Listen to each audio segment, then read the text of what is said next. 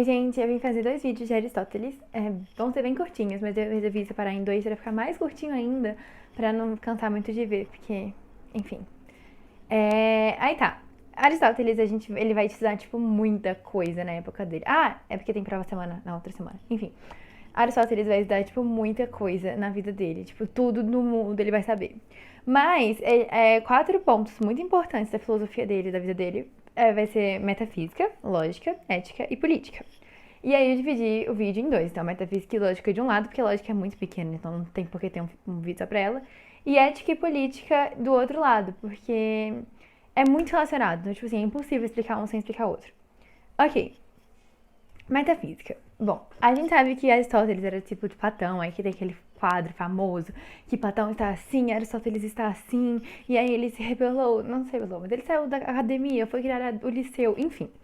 Tá, o Aristóteles, apesar de ser um discípulo, tipo assim, genial de Platão, melhor aluno da academia, ele se rebelou, não se rebelou, mas enfim, ele pensava diferente de Platão no final, quando ele foi pensando muito sobre as coisas, principalmente em relação à metafísica.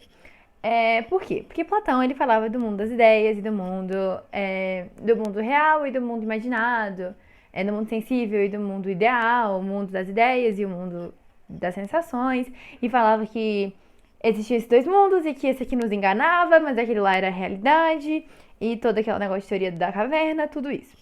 E aí, Aristóteles falou, tá, você tipo, tem um mundo, aí você pegou esse mundo e falou, não entendi esse mundo, vamos dividir ele em 2? E vamos, tipo, duplicar o problema que a gente já não entende esse mundo, a gente cria outro que a gente também não entende e fala, é isso. Tipo, Aristóteles falava, você está, tipo, duplicando nossos problemas à toa. A gente já tem um problema pra entender o que o mundo tá fazendo. Aí você vai lá e cria outro.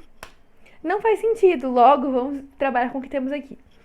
Aristóteles pode ser considerado um empirista, mas ele vai além, ok? Então tá. Pra ele, em vez desse mundo ideal, da coisa em si, que tá lá em outro lugar que a gente não sabe onde que é, ele vai criar um conceito de substância. Então, substância é o ser que existe.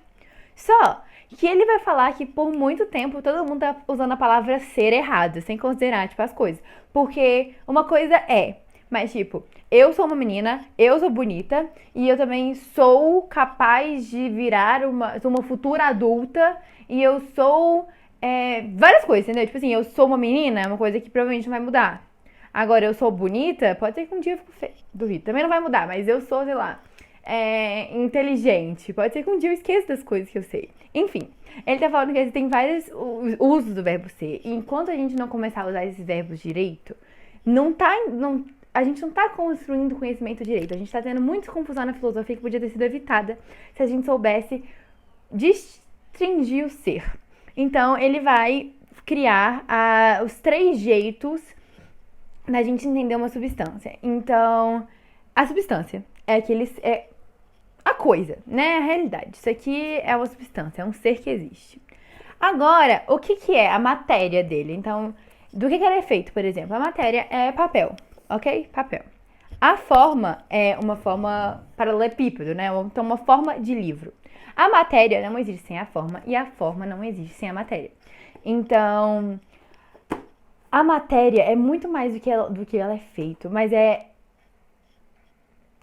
a coisa em si. Nossa, é muito louco. Enfim, Aristóteles divide entre matéria e forma. Tipo, isso aqui é meu livro.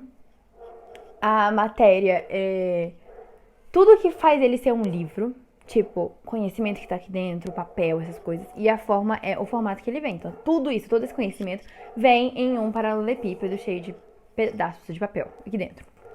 A essência é aquilo que é necessário para alguma coisa ser. Então, tipo assim, por exemplo, um triângulo, ele tem 3 lados. É a essência dele, tipo, para ele ser triângulo, ele tem que ter 3 lados. Então, isso é uma necessidade, ele necessita ter 3 lados. Então, o motor da essência é a necessidade, ok? Então, a essência de um triângulo é aquilo que ele necessita para ser um triângulo. Então, qual que é o motor da essência? A necessidade. Qual que é a necessidade de um triângulo ter 3 lados? Agora, o acidente é aquilo que pode ser. Por exemplo, um triângulo azul. Ele não deixa de ser triângulo se ele for azul, mas ele não precisa ser azul para ser triângulo. Ele não deixa de ter 3 lados. Olha que legal essa definição que Aristóteles fez no próprio vídeo dele. Vídeo não, youtuber.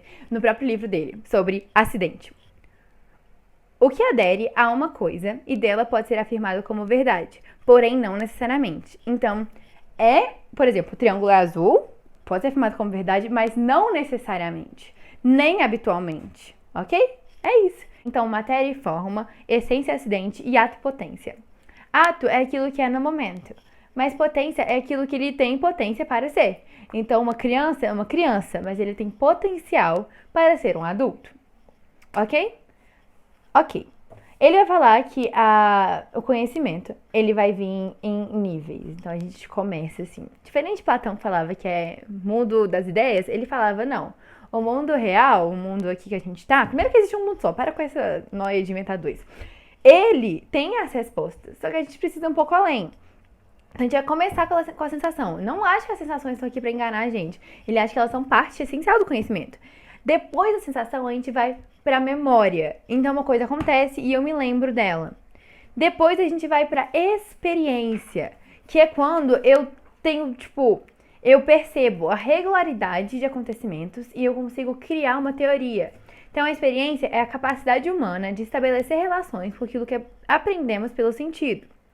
Assim, o ser humano percebe por meio da experiência uma regularidade de acontecimentos e os retém pela memória. Então, as coisas acontecem no sentido. Por exemplo, eu vi o fogo queimando. Aí depois eu vi o fogo queimando de novo. Aí, eu vi o fogo queimando de novo. Isso são experiências que eu tive. Experiências que eu captei pelo meu sentido, retive em memória e fui capaz de fazer uma arte. Tecne. A tecne é o conhecimento das causas. Então, a causa que a gente vai trabalhar daqui a pouco. Mas é porque, por exemplo, eu sei que uma cadeira tem madeira, pronto. É isso. Sei, experiência, vi todas as cadeiras de madeira na minha vida, pronto. Agora, se eu tiver o conhecimento das causas, do porquê que ela tem madeira, como que eu coloco a madeira junta, como que faz, eu vou saber produzir conhecimento, eu vou saber produzir aquela cadeira. Então, isso é o artista. Ele acha que o artista que produz um poema tá no mesmo nível de um artista que produz uma cadeira e uma casa, porque ele está conseguindo produzir um conhecimento, ele consegue ver uma regularidade e aumenta o conhecimento dele. E por último, a gente tem a teoria, né? A teoria é a parte mais filosófica de tudo, é que não só a questão de produzir para uma finalidade, tipo, eu sei o conhecimento que eu quero produzir uma cadeira, é o conhecimento pelo conhecimento, o conhecimento como causa de si próprio. E aí nisso a gente tem a filosofia lindíssima, perfeita, Aristóteles. Então tá bom. Só lembrando que substância é cada ser que existe, ela vai ser, pra gente entender uma substância, a gente tem que entender a matéria e a forma, a essência e o acidente, e o ato e a potência, e os níveis de conhecimento são sensação, memória, experiência, arte e teoria. Agora, como que eu vou conhecer uma substância então? Tipo, como que eu vou saber? Eu vou lá no mundo das ideias, viajar no dragão de Platão? Não, eu vou perguntar quais são as causas daquilo. Causa é o que ela faz, o que faz ela ser o que é. Lembra que eu falei que Aristóteles questionava muito o uso do verbo ser? Tipo, por que vocês estão usando esse verbo ser desse jeito? Porque não faz sentido, são várias nuances. Então, aqui a gente vai usar tudo que faz ela ser o que é, destrinchar o verbo ser em 4, e aí a gente vai entender que aquela coisa é em si. Então, por exemplo, a causa formal é sobre a forma, o que é. Então, isso aqui é um livro, tá no formato de um livro, né? Então, é um livro. A causa material é de que é feito. Então, aqui eu também posso falar que isso aqui é papel, mas tá na forma de um livro. Então, isso que eu tô falando do verbo ser, tipo, é papel e é um livro. Mas aí se eu perguntar direito, igual Aristóteles ensinou a gente a perguntar, o que é, qual que é a forma, né? É um livro. Do que é feito? De papel. A outra é a causa eficiente motriz, que é sobre transformação em movimento. Ou seja, como que esse papel virou um livro. Aí é o conhecimento que a gente tem que aplicar, que é a tecne, né? Ou a arte. E depois a causa final, para que serve o livro? Para ler, para adquirir conhecimento. Então, a gente tem as 4 causas que fazem uma coisa. Pra gente conhecer a substância, a gente tem que se perguntar o que é a causa formal, do que é feito, que é a causa material. Como X virou Y, então como que aquilo que é feito virou aquilo que é a causa eficiente ou motriz, e pra que serve, que é a causa final. Eu falei que ia fazer um vídeo só de lógica e metafísica, mas como esse ficou maior do que eu imaginava, eu vou fazer um pequenininho de lógica então. Yay! Tchau!